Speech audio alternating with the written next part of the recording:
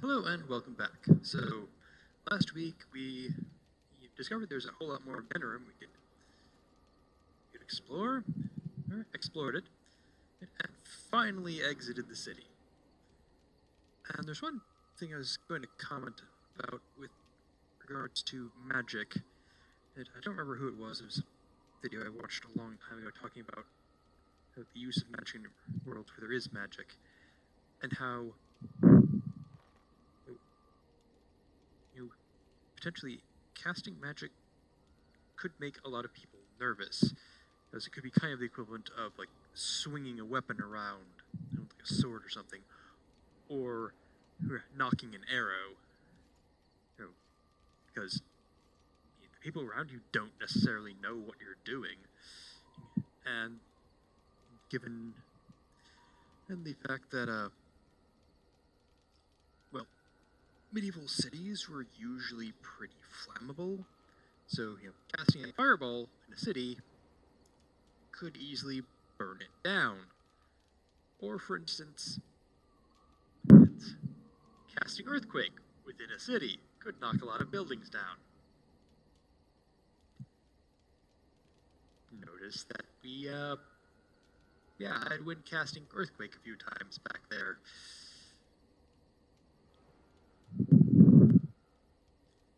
So suddenly, restricting the movements of mages doesn't seem that unreasonable, but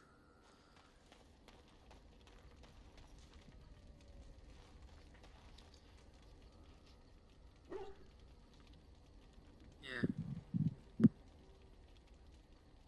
Anyway, so I am now going to go around and talk to my companions before we leave.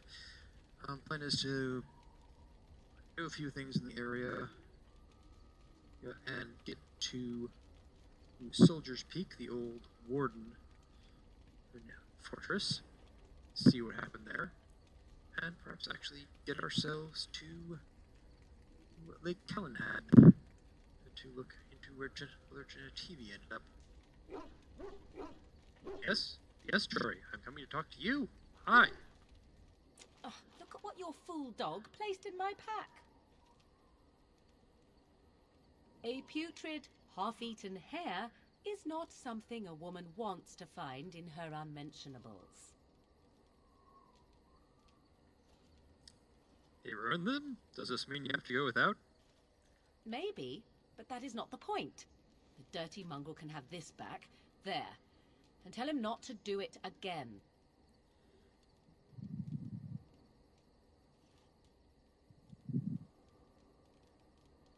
You heard the lady.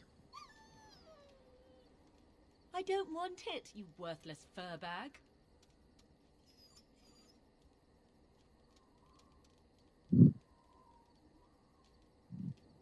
That dog is too smart for its own good.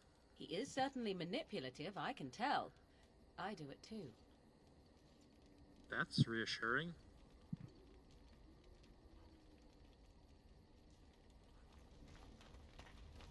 Severin, hello. Here I am. Am I here to answer some questions? Oh, this should be good. Go ahead.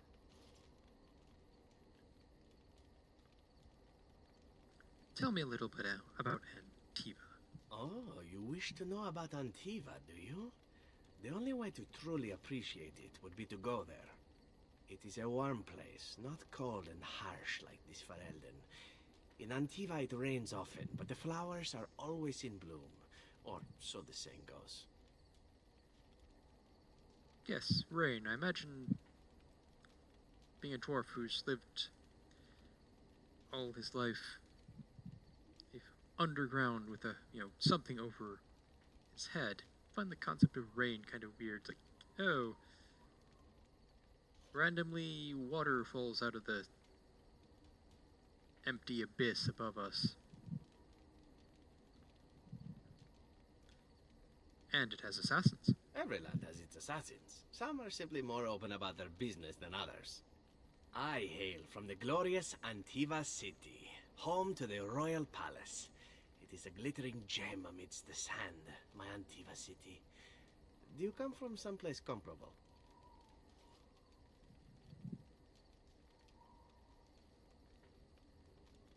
Of course, my weather was better than HM. I'm from Orzammar, of course. Ah, yes. The city of lava and stone. It too is beautiful, in its way. Sad that it will never see sunlight or smell the salt of the ocean, however. You know what is most odd? We speak of my homeland, and for all its wine and its dark-haired beauties and the lilo flutes of the minstrels, I miss the leather the most. So he's been to Orzammar?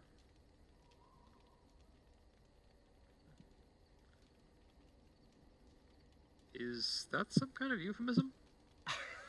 It may as well be. But not this once, no. I mean the smell. For years, I lived in a tiny apartment near Antiva City's leather-making district, in a building where the crows stored their youngest recruits, packed in like crates. I grew accustomed to the stench, even though the humans complained of it constantly. To this day, the smell of fresh leather is what reminds me most of home, more than anything else.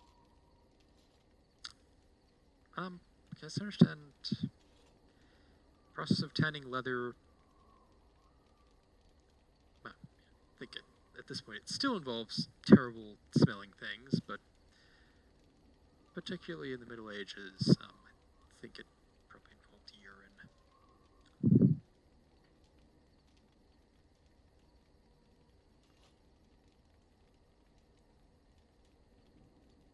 That's a little bizarre. There's leather everywhere. Ah, but it's not Antivan leather, is it?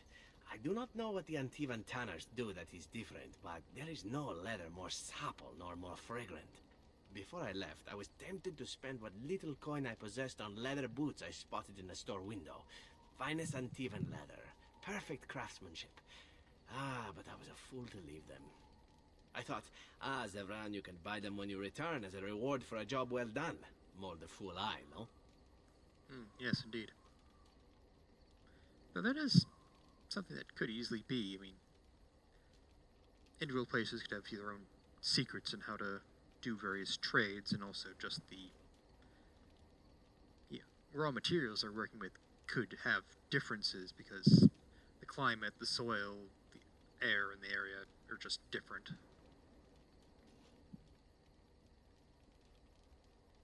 I asked you about Antiva, not your leather fetish. The job being killing me, right? No Antivan boots for you. Your home is still there, Zevran.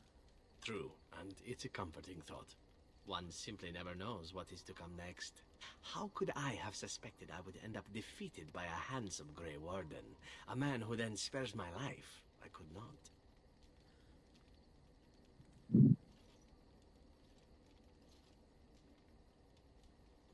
Is that supposed to be flattery? Perhaps that was a poor choice of words. True, though it is. Do you object? You're wasting your time, that's all. I'm not sure that that's the route I would take, were I to continue old habits, but as you wish. Now, if it is all the same to you, I would prefer not to speak more of Antiva. It makes me wistful and hungry for a proper meal. Sorry, Zev. Alright, let's talk to Win. Hi, Win. What's on your mind?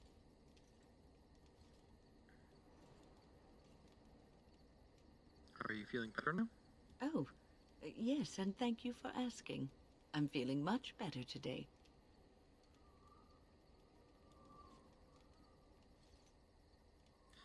Please let me know if there's anything I can do.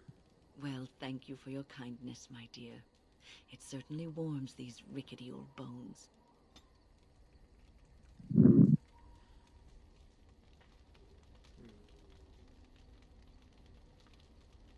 Zev slightly disapproved. You're kind of like,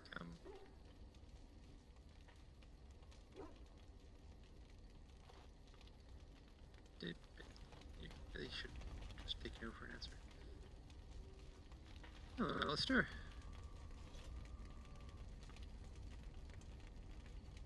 Something on your mind? I have some questions. Of course.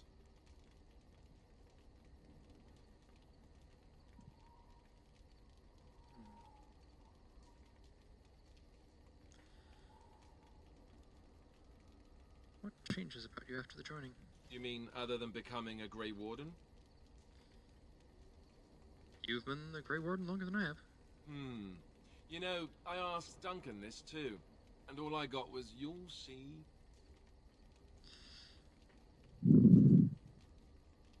He wouldn't tell you? Oh, it's not that Duncan wants to keep it a secret. It's just that the Grey Wardens don't discuss it much. I gather it's not a pleasant topic. The first change I noticed was an increase in appetite.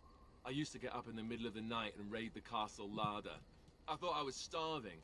I'd slurp down every dinner like it was my last. My face all covered in gravy. When I'd look up, the other Grey Wardens would stare, then laugh themselves to tears.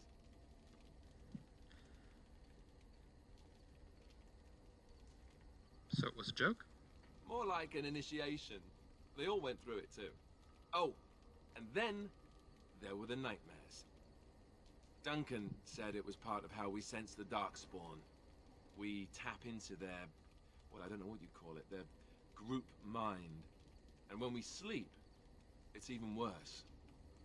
You learn to block it out after a while, but at first it's hard. It's supposed to be worse for those who join during a blight. How is it for you? Had some strange dreams. I just have a question as to what exactly goes on through a dwarf's mind or a tranquil's mind when they're asleep, because most people in this setting enter the Fade when they sleep. Though in the real world, I don't know that they're entirely certain what dreaming actually is. I know it has something to do with, I believe they said, something to do with memory, and I almost got the impression that it's kind of like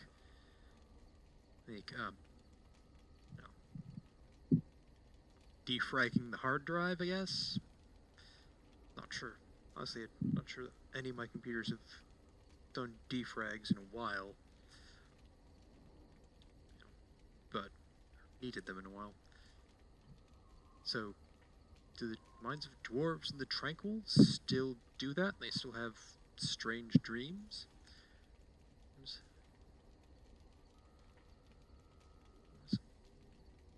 They can somehow connect to the Darkspawn? Even if they don't connect to the Fade? Right. I've had some strange dreams. Some people never have much trouble, but that's rare.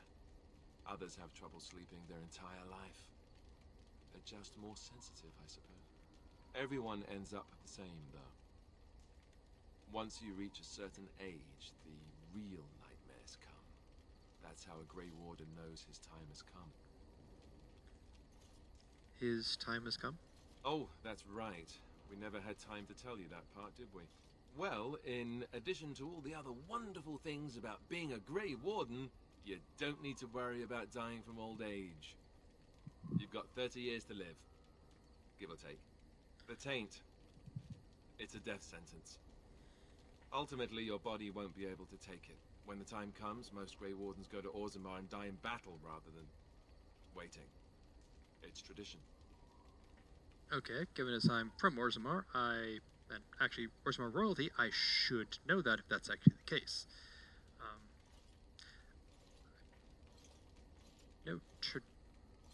I'm not sure if it's traditional. I think in the other games I got the impression that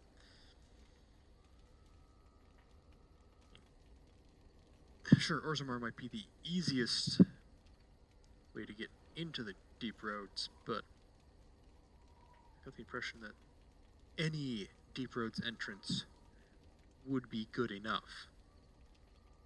And there are other deep roads entrances around, so it's not that a Grey Warden would necessarily need to go to Orzammar to answer this calling. Why Orzammar? You'll always find Darkspawn down where the dwarves are. The oldest Grey Wardens head to the deep roads for one last glorious battle. Not that there's a shortage of Darkspawn during a blight, but that's the tradition.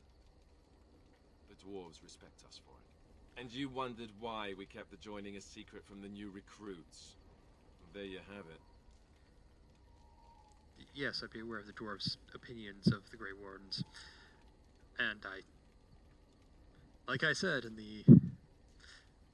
that extra episode I did it was months now ago? But I think it's episode 5.2, commenting about Grey Wardens, is that, yeah, I really don't think that they would have an issue finding enough recruits. It's even if they made all this public. Because, I mean, I suppose they might have some issues after I think it was the fourth blight. Like previous to this, they had killed so many that they thought they had actually wiped them out. So at that point, you might have difficulty finding recruits, because, like, why are we joining us to fight a group that's dead? But given as Darkspawn are an existential threat, yeah, you'd be able to find people who are willing to join. Right.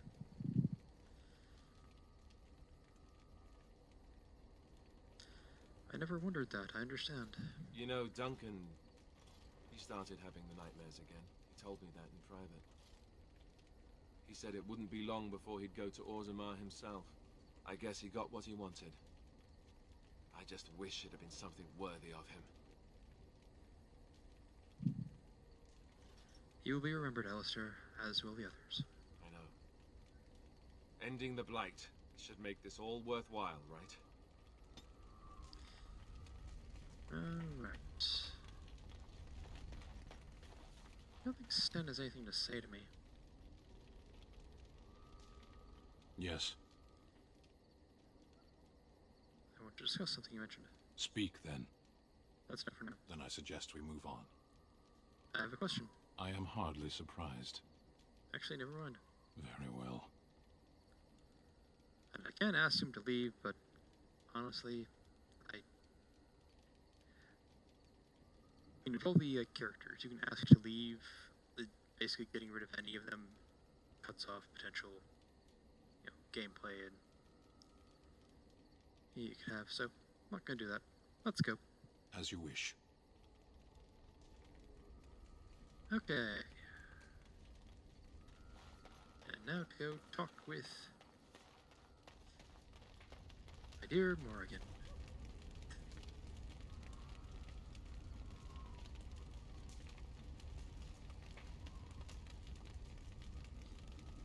Hello. 'Tis cold in my tent, all alone. Well, we can't have that. So you shall come to my tent?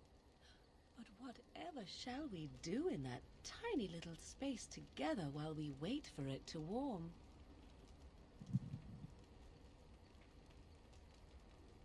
I'm sure I'll think of something.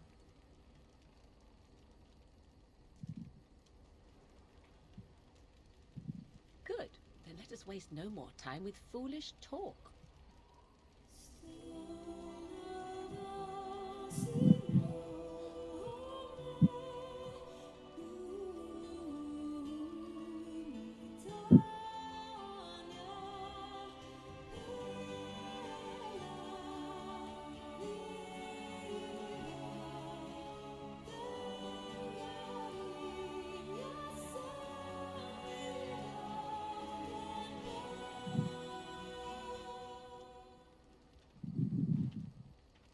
I see the stories they tell of Grey Warden endurance are not exaggerated.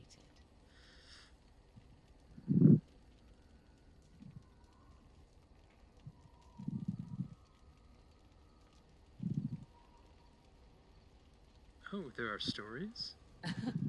Indeed there are. The unanswered question, of course, is whether the endurance exists because of the taint within you, or because the Grey Wardens are by nature so very healthy. I enjoy the thought that 'tis a little of both. Natural prowess, driven by a darker side. So what now? That is entirely up to you. Simply know that I have no designs on your independence. I wish only to do what I desire, and if that coincides with what you desire, then so be it. And should you decide not to continue our misadventure, then so be it. Very simple, is it not?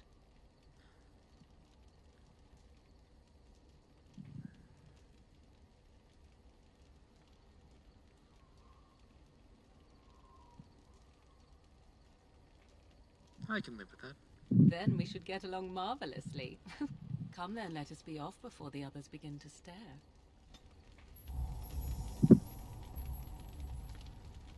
Yes, I can see, if this is your tent, I can see why it would be cold in there. It's barely even a tent. Probably put on a bit of a show for everyone. Anyway.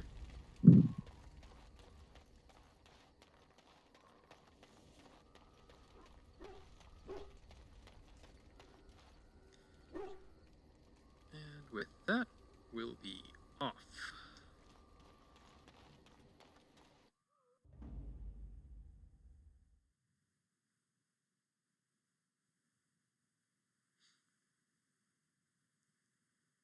Yes. Since I'm intending. Yes.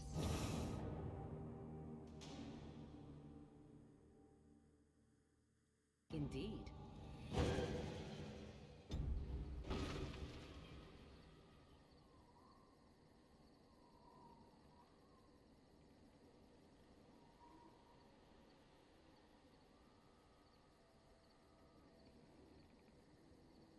Okay, I think I'll first visit this battlefield and then head up to the Soldier's Peak.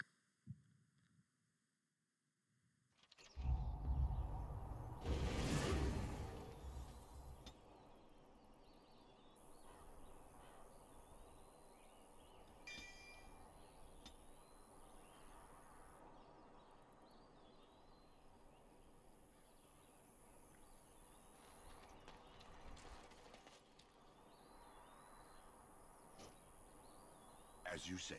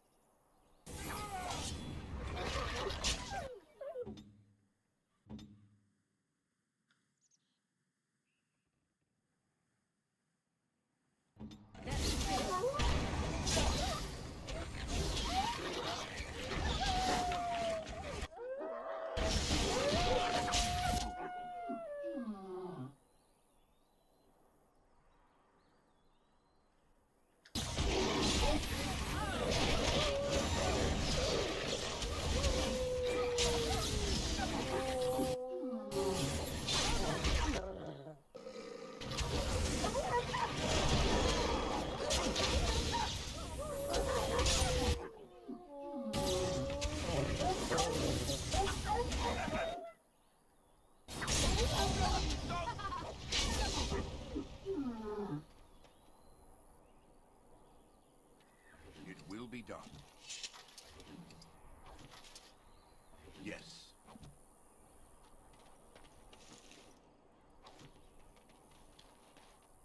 As you say.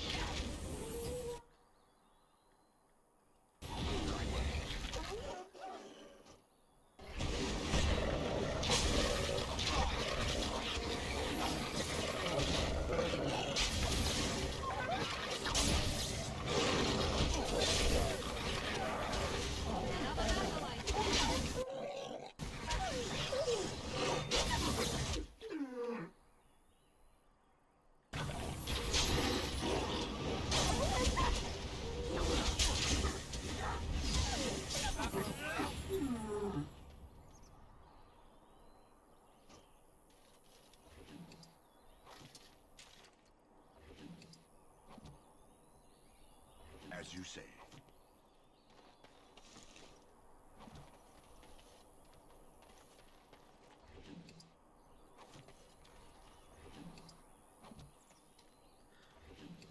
So, I know from what I've heard, wolves tend to generally try to stay away from humans. It's not generally liking them. Question frequently also, Of course. us being seen as rather a bit of a threat. But We must have victory. Must have.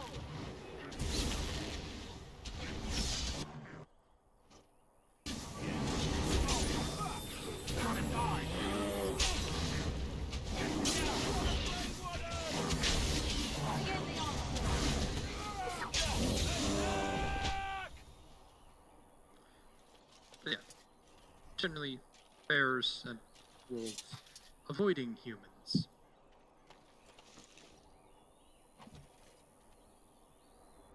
But also things with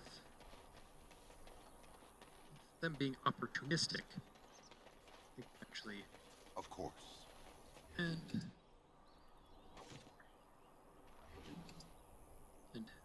you know, if there are a bunch of bodies just lying around, functionally just meat lying around, they might well take advantage. Talking about scavenging, this possibly leading to some of them developing a taste for human. But, and it's also, I think, is that generally medieval, at least medieval battlefields, people weren't left lying out like this. They were generally, I think frequently in the Middle Ages, they were put into trench graves, so just dig a massive trench, dump the bodies. Generally after having stripped them of like, valuables and such. There's actually one unusual. They found one unusual medieval battlefield burial, and the reason it's unusual is that they left all the equipment on the bodies. They don't really know why they did that. It's possibly a thing like the battle happened, like, you know, during on some particularly hot days, so they really wanted to get the bodies buried before they got ripe. But apparently that was very interesting archaeologically because that allowed them to, like modern archaeologists, to actually see what the common soldier wore and used, which is unusual because most of the pieces that we have, like, been buried with someone or like museum pieces, are generally the nicest, most expensive things that you could possibly get at the time.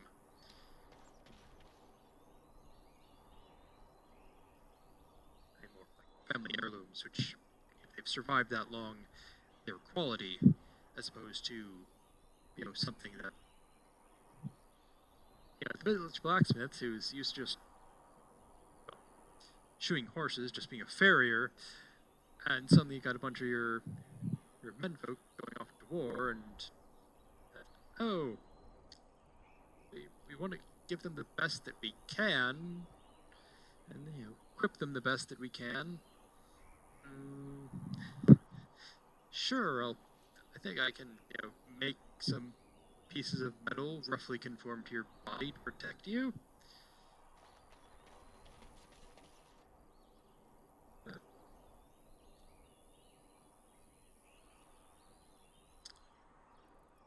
Anyway, Of course. off we go.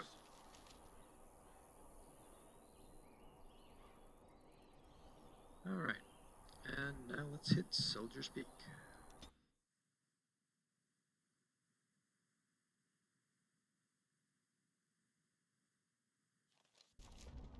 And here we are, Soldier's Peak.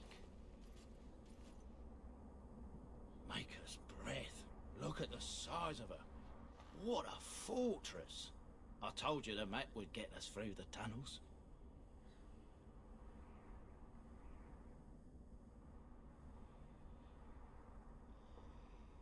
Untrust. Well, I wouldn't actually use Andraste's blood. Good. That, and would I actually be impressed? I'm a dwarf. This is probably looks pretty shoddy because we're supposed to be the masters. It's just admit it. You were lost a couple times. I wasn't lost, it's just that the map got soggy. Bah, we're here. So, I'll follow you about, from a distance. This place has the stench of death. I expect there's trouble up ahead. Soldier's Peak. Looks like it's seen better days. Better centuries, more like. Once the wardens flourished, their ranks full, their caliber certain. Now they even accept people like you, Alistair. Hey. So, once more, he's talking about maps.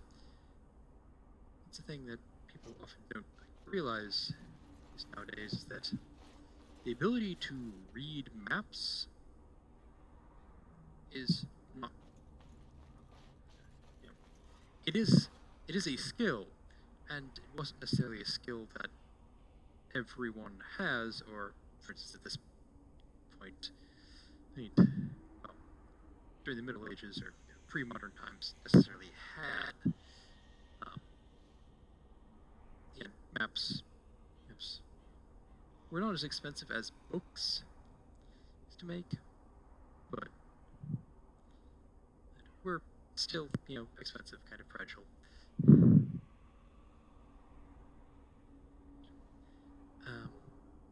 And also, didn't, if you look at medieval maps, they didn't really look like our modern maps, and thus might have been more difficult to read that way as well.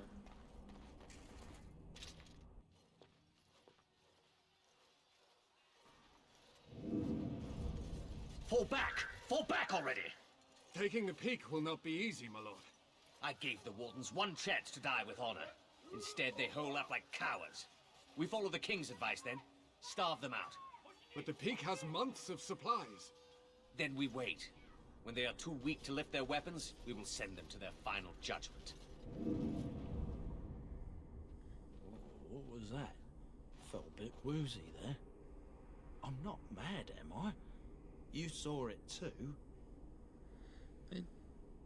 I guess commenting on the siege thing, yeah. That was frequently the way they did things. They just sieged the place and camped out outside the walls, preventing anyone from going in or coming out until they surrendered. Trying to storm the place was a risky endeavor and could break the siege. So if you have the time and supplies to just make sure siege the place, you just do that, and that would make sense. I mean, if you have the king on your side, and most of what they have, the other side has is just this castle, yeah, you just sit there, siege the place, keep getting supplies from the kingdom. It was like a waking dream. How's that possible? This place truly is haunted. An interesting thing about hauntings in this world, they aren't so much ghosts as probably spirits. The world is full of mysteries. Yes, Warden.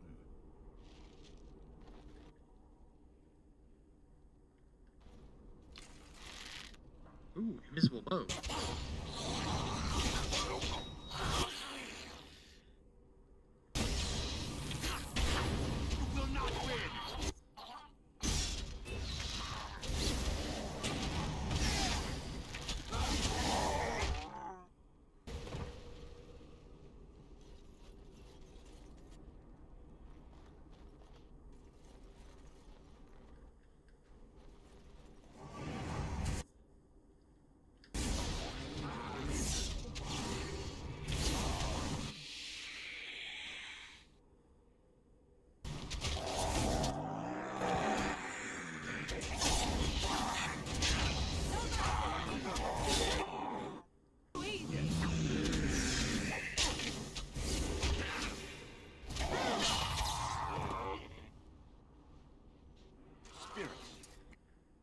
must be on our guard.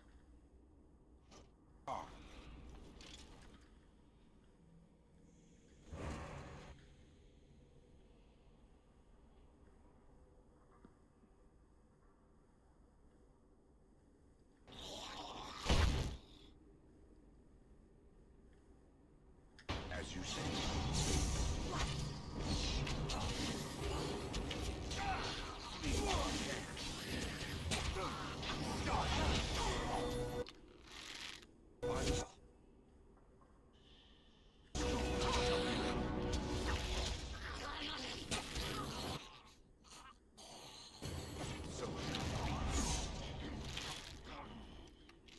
There is no hope. By my ancestors.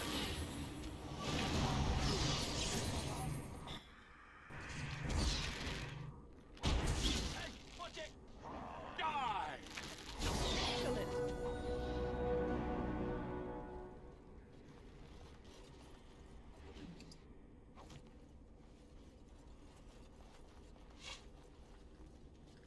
Oh, All right. they're actually shooting at me.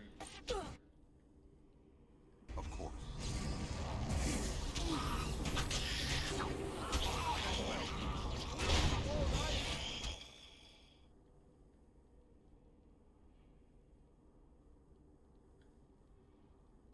Very well.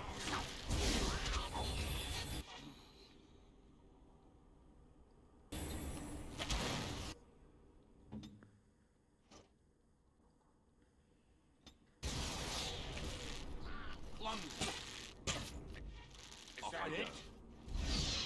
Begin the onslaught. Flee while you can.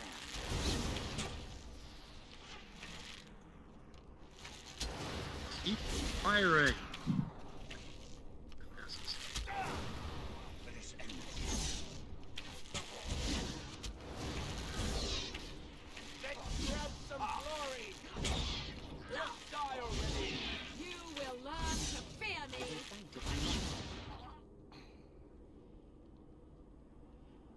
Are we done? Cool, we're done. Alright.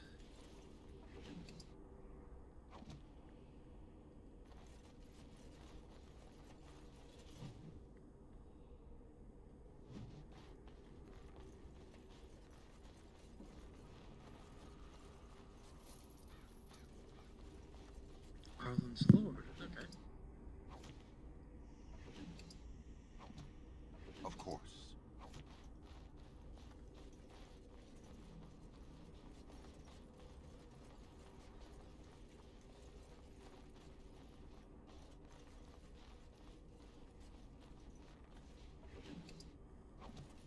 As you say. Take more bow, ward bow, which I can't use, unfortunately.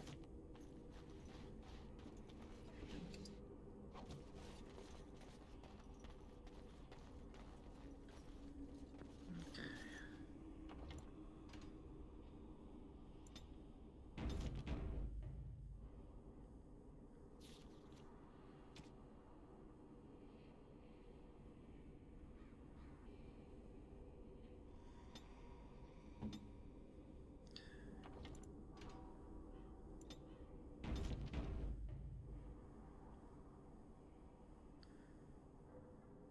And in we go. Very well.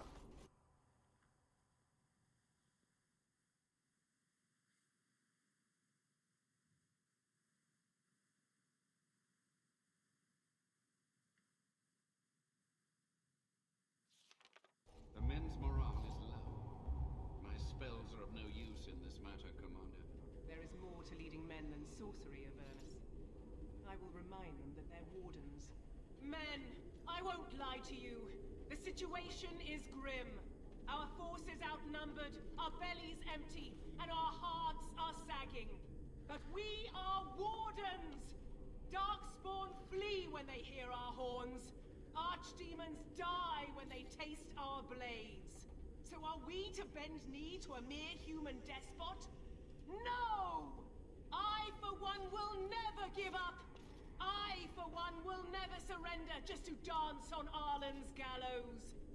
So I propose here and now, in these hallowed halls where generations of our brethren stood vigil against darkspawn and evil, that we send a message to that fat bastard. In this sacred place, proud men, strong men stood defiant, and would rather die than submit to tyranny. So brave, even when starving, and my great-great-grandmother stood with them.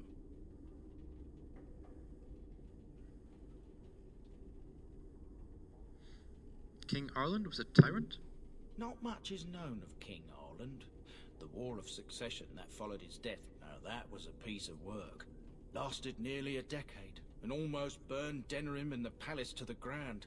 Loads of history was lost, but maybe there's answers to that inside. But I've gabbed enough. Lead on, my friend. Of course. Hey, on these grounds, virtuous men stood against a tyrant. They stood defiant and stood for freedom, and they died. Not just men, there's some women in there. It is signed by the Grey Warden defenders who were besieged by King Arland's forces. Read the names of the fallen. Captain Melo, the Black Ferret, Cherthor Lopez.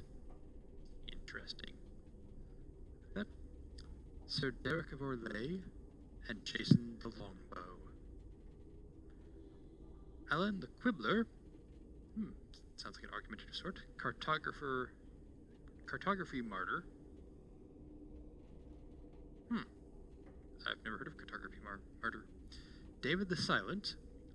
Man of few words. Dustin the Colorblind.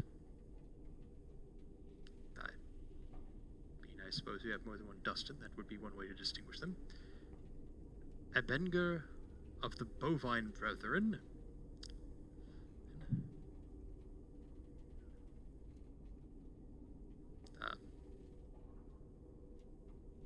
Yeah.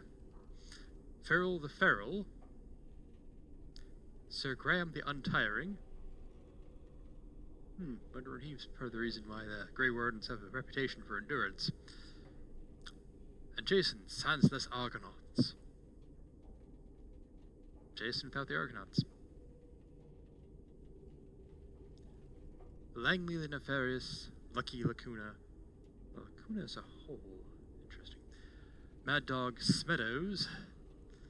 Matthias the Bloody. McGurk the Vile Priest. Melissa the Magical Malefactor. Ohm the Stretched. So, Ohm. And Packrat Dirksen. Sergeant Red Morrison, Santos the Silent Scimitar. Nice alliteration there. Vitriolic Eric. Weak-Eyed Santos.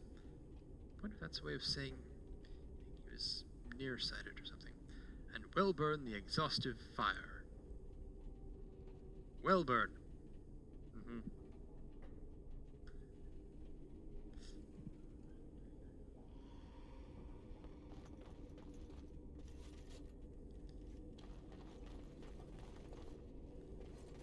Alright, and in we go.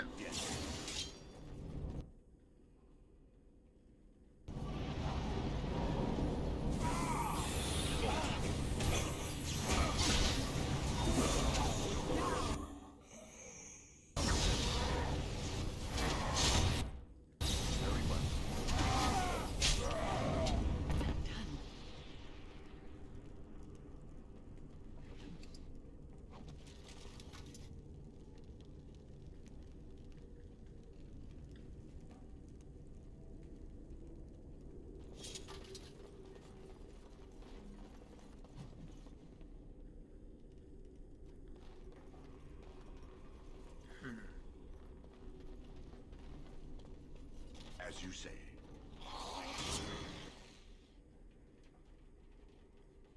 Commander, dear Athlar. My goodness, the years have not been kind to you.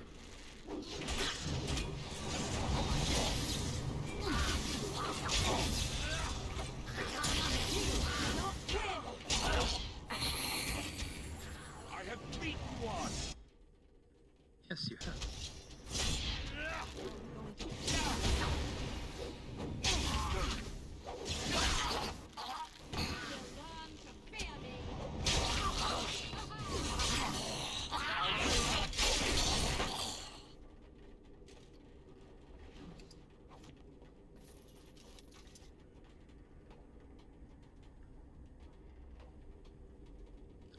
Yes.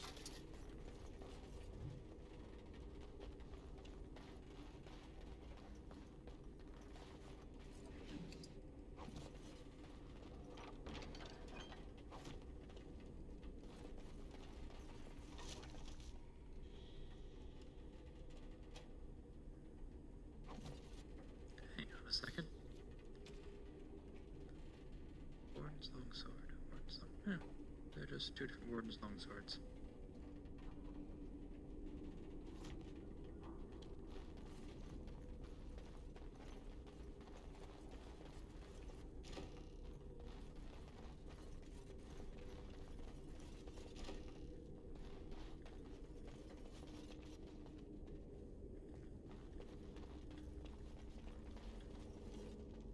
I remember the arcane horror was standing next to a fire, and here's another fire going. Very odd. Inscribed leather gloves. I suppose it's just warming these old bones.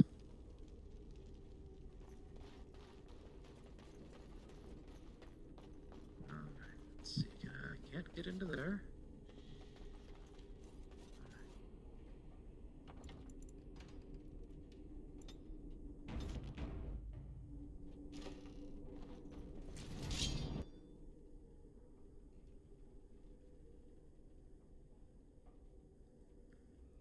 Archivist?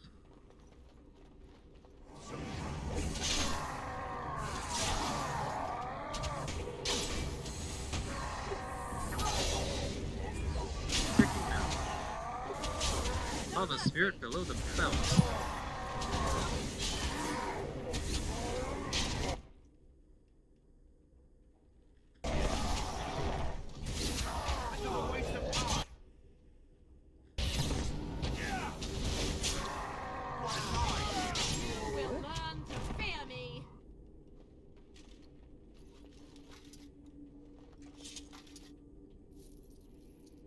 Of course. Yes.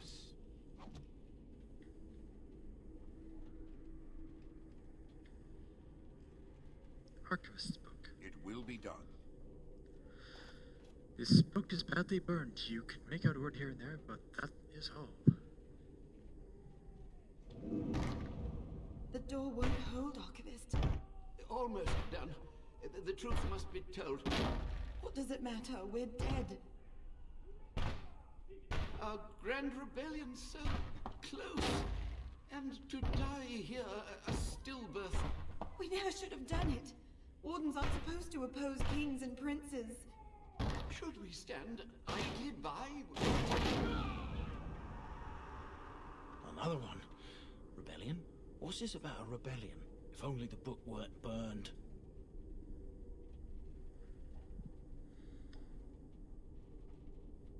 Maybe there are other records. We can only hope. And so, yeah, as much as the Grey Wardens are not supposed to get involved in politics, I suspect that my character's history as being a royal in a place in Orzammar, which is his reputation for intrigue, again, infighting, would probably not be surprised to hear that, oh yeah, this organization, which isn't supposed to be involved in politics, got involved in politics.